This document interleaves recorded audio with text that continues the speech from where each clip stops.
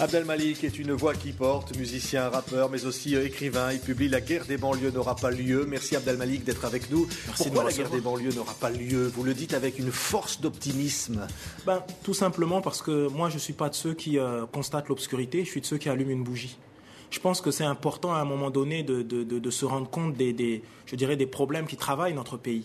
Et notamment avec ce qui se passe dans les banlieues, mais de comprendre que la problématique des banlieues, c'est pas la problématique des banlieues, c'est la problématique de la France, ça nous concerne tous en fait. Oui. Et ce genre de livre, d'une certaine manière, c'est un constat, certes un constat réel, parfois dur, oui, mais en tout cas quelque chose qui dit que si on prend acte de tout ce qui se passe et qu'on agit en conséquence, alors la guerre des banlieues n'aura pas lieu. Ça veut dire, parce que là, on entend souvent stigmatiser la banlieue. C'est le lieu des violences, c'est le lieu de la révolte, c'est aussi le lieu des problèmes, finalement, des problèmes de sécurité, des problèmes ethniques, des problèmes communautaires. Et vous dites, finalement, c'est un terreau de quelque chose de plus fort que ça. Exactement, c'est aussi un lieu phénoménal de solidarité, c'est un lieu de force et de jeunesse, et c'est important de rendre complexe la banlieue, de pas dire à chaque fois, de parler en termes de les gens de banlieue, ou des fois les jeunes de banlieue, comme si dans les banlieues il y avait que des jeunes, et comme si dans les banlieues il y avait pas de parents, il y avait pas des gens qui aiment ce pays, qui travaillent pour ce pays, qui sont de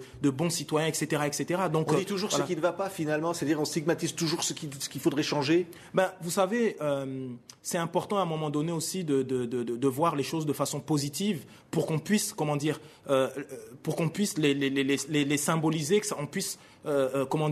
qu'on puisse aussi faire en sorte de correspondre à une image positive. Malheureusement, à chaque fois, si on donne une image négative des choses, là, on parle plus de réalité, on est dans des fantasmes. Oui. Et c'est important de sortir des fantasmes et juste de parler de la réalité des choses pour que ça évolue, je dirais, positivement, oui, et sainement. Mais vous, Abdel Malik, vous avez eu un parcours, on pourrait dire, parcours de rêve, hein. Vous êtes de la banlieue de Strasbourg, et puis vous avez réussi dans la musique, dans la chanson, récompensé avec des disques formidables, aussi le dernier d'ailleurs, ici. Et finalement, c'est un peu un exemple, mais c'est pas forcément, évidemment, le cas général. Mais c'est comme si je vous disais, vous, par exemple, vous avez réussi, merveilleux et tout ça, ça signifie que, je sais pas, tout entre guillemets, le milieu dans lequel vous êtes originaire, vous êtes un modèle, etc. Non, je veux dire qu'il y a des réussites qui sont individuelles et singulières, etc. Mais là, si vous voulez, comme je me positionne d'une certaine manière, en toute humilité, comme un Jacques Brel qui a mal aux autres. C'est-à-dire qu'à un moment donné, j'ai envie de parler des gens des quartiers, mais pas comme des gens du quartier. J'ai envie de dire, regardez, les gens du quartier, c'est des Français comme vous, comme moi, comme nous tous. Et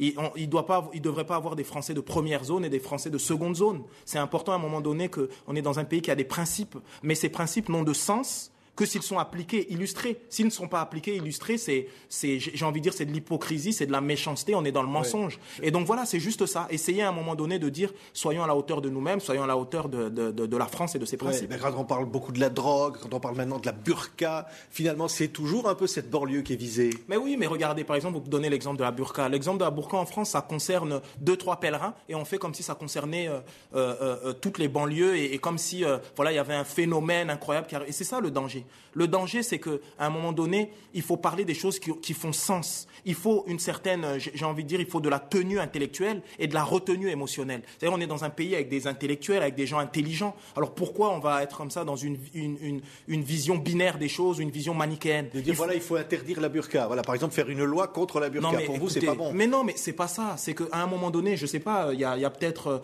2-3 pèlerins qui ont des piercings aux doigts de pied. On va pas commencer à un moment donné, je veux dire, il y a des gens qui perdent leurs emplois, on vit la crise économique de plein fouet, et c'est justement les petites gens, les gens des quartiers populaires qui vivent ça au premier. Qu'est-ce qu'on fait pour eux? Les problématiques en termes d'éducation, qu'est-ce qu'on fait? Parlons de vrais problèmes. Il n'y a pas de problèmes religieux, de problèmes d'intégrisme. Mais bien sûr qu'il y a il y a des problèmes, évidemment. Je veux dire, c'est pas non plus cuicui les petits oiseaux, mais je dirais, il y a des priorités, il faut mettre chaque chose à sa place. Je veux dire, il y a des urgences, et traitons d'abord les urgences, et puis on verra pour le reste ensuite. Oui, l'urgence, elle est économique d'abord, ou elle est plus morale, j'allais dire aussi. C'est les deux. L'urgence, c'est de travailler à l'union et non point à la désunion. L'urgence, c'est pas de mettre de l'huile sur le feu. L'urgence, c'est de pas. Vous voyez, par exemple, moi, le débat sur l'identité nationale, j'ai trouvé ça malvenu et un peu déplacé et un peu. J'ai envie de dire, encore une fois, il y a des problématiques graves. Les Français, et notamment les Français en général, et notamment les Français qui vivent en banlieue, vivent de vraies difficultés parce que tout d'un coup, ils ne sont pas traités comme les autres Français. Oui. Et ça, c'est autant lorsqu'on est noir ou français d'origine maghrébine, etc., on cherche un emploi ou on cherche un appartement, etc., on a ces difficultés-là. Autant la précarité, elle touche ces gens-là en premier, etc., etc.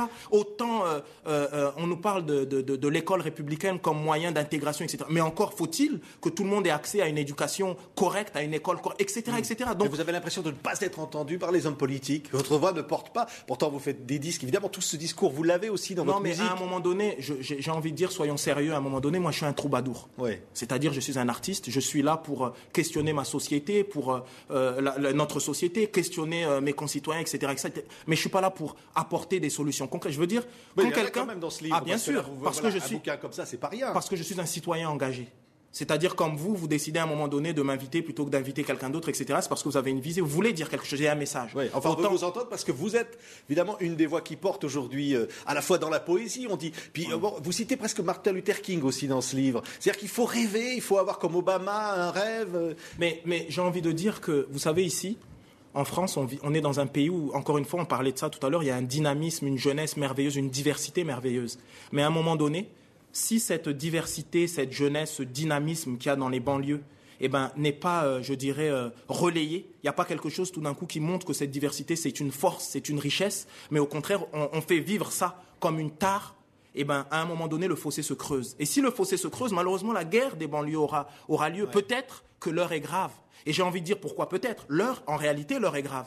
Et ça, si vous voulez, c'est une sorte de coup de semonce littéraire, c'est une sorte de cri du cœur, mais pas par esprit de vengeance. C'est juste pour dire qu'à un moment donné, soyons à la hauteur de nous-mêmes, soyons à la hauteur de nos principes. Et puis, si on vote pour des gens, c'est pour qu'à un moment donné, ils soient, ils soient pas en décalage, mais qu'ils soient vraiment en phase avec, j'ai envie de dire, avec la société, avec ce qui se passe réellement. Ça veut dire qu'il faut s'engager aussi en politique, comme vous faites d'une certaine façon de la politique, mais que la banlieue, les jeunes doivent aller en politique. Non, mais en même temps, vous savez, pour moi, un artiste est forcément engagé. Pour moi, je veux dire, je suis citoyen. Et évidemment, ma démarche, elle est totalement apolitique dans le sens pas partisane. Je suis ni de gauche, ni de droite, ni voilà. Je suis avec toutes les femmes et tous les hommes de bonne volonté. Mais à un moment donné, je pense que l'engagement est important pour changer sa condition.